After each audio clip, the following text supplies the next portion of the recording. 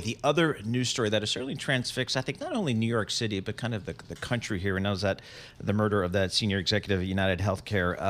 And now we have the arrest and charging of the suspect. Michelle Cortez joins us here, Bloomberg senior editor covering healthcare. Michelle, we've seen all the news. We've seen the tape. We now have a murder suspect. How about from the other perspective? How about the perspective of the company? How's the company been reacting to this news? Again, the tragic loss of one of their senior executives. What have we heard from United Healthcare? Well, it's absolutely been a crisis for the company. It's a crisis not only in terms of the individual person, right? They have lost a senior executive, so a person that many of them were close to. Also, they have a hole for the company that they need to fill, but also there's this huge groundswell of animosity towards the industry, and they have to grapple with that as well. Honestly, what we have heard from the beginning is that they were shocked when this happened. I don't think this was on anyone's bingo card for 2024, and they just didn't know how to react initially when this happened. The first things that we saw was, increased security at the United Health campuses in Washington and Minneapolis and in New York, and we have seen them taking executives off of their web pages, that type of thing. But in terms of actual communication to the outside world, there's been exceedingly little from United Health, and even internally, some of the reports that we have seen have essentially downplayed the situation and told employees to not really pay attention to social media, to not take this outpouring to heart. They do have an awful lot of work that's going to have to come. They have not yet done it, and it's going to be interesting to see how it plays out. There's really not an awful lot that they can do at this point, given how much antagonism, animosity, and straight up hatred towards the company from people who have suffered in terms of not being able to get the kind of health care and coverage that they've needed. I think that it's been really shocking for many people. Which is so surprising, because you would have thought when you have a tragic event like this, it would be the opposite, that you'd see an outpouring of support, right? And that's just not been the case. How has it reflected in United Health, but also just in other companies as well? Like there was a debacle with Anthem last week and paying anesthesiologists. Right, absolutely. This is not something that's specific to United Healthcare at all. It is something that comes from the health insurance industry. Obviously, the way these companies operate, they do, when you talk to them about it, what they're doing is they're trying to make healthcare more efficient, more affordable, making it possible for people to get access to the care that they need.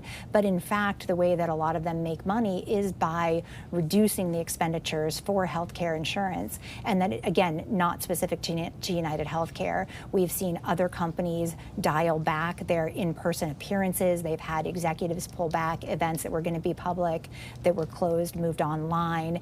Everyone is reevaluating their security at this point, and the way that they move forward at this point is just uncertain. How you can actually rectify something that is systemic to the industry. This is how it operates. So they're going to need to rethink, and how they go forward, I don't think that they know yet. They're still trying to figure that out.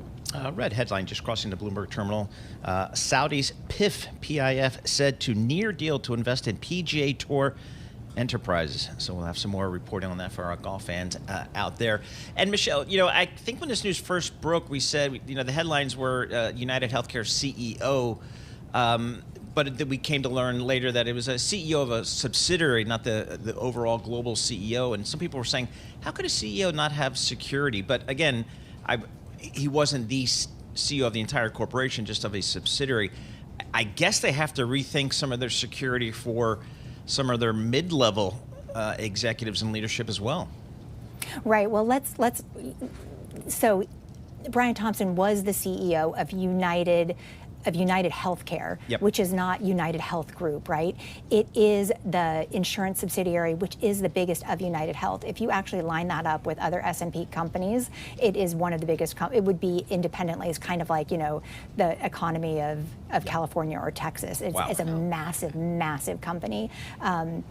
He made $10 million a year. I mean, this is not a small, low-level person. It is shocking that he didn't have any kind of security. Many people don't have security. I mean, you can drive up to his house. I used to just live down the road from him in Minneapolis. It is a lovely, lovely home, but certainly not gated, no restrictions around it.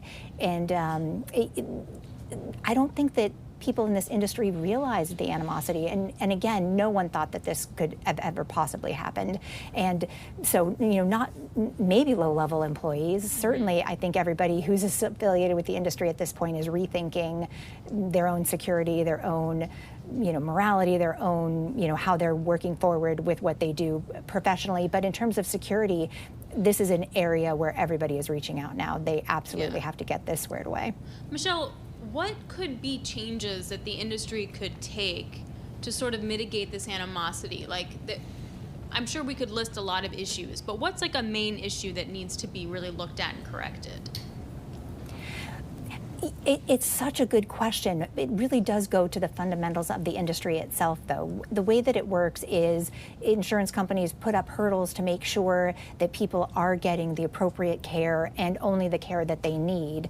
And sometimes the argument is that they're going too far. And we're seeing these reports coming out on social media, people talking about how they haven't had access to care, how they have been turned down for policies for their kids, their family members, their loved ones.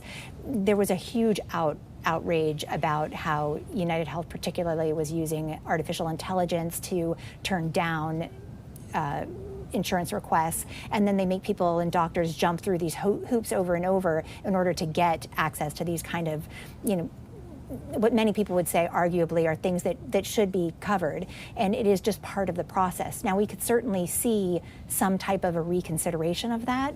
I don't know that they would want to be doing anything like that in this current moment, right? You don't want to actually respond in any way that might be giving kind of fuel to the fire of the people who are coming out against the industry.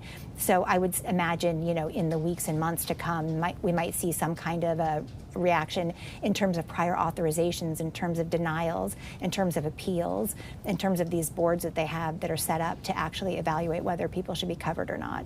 All of those things, I'm sure, are going to be under consideration.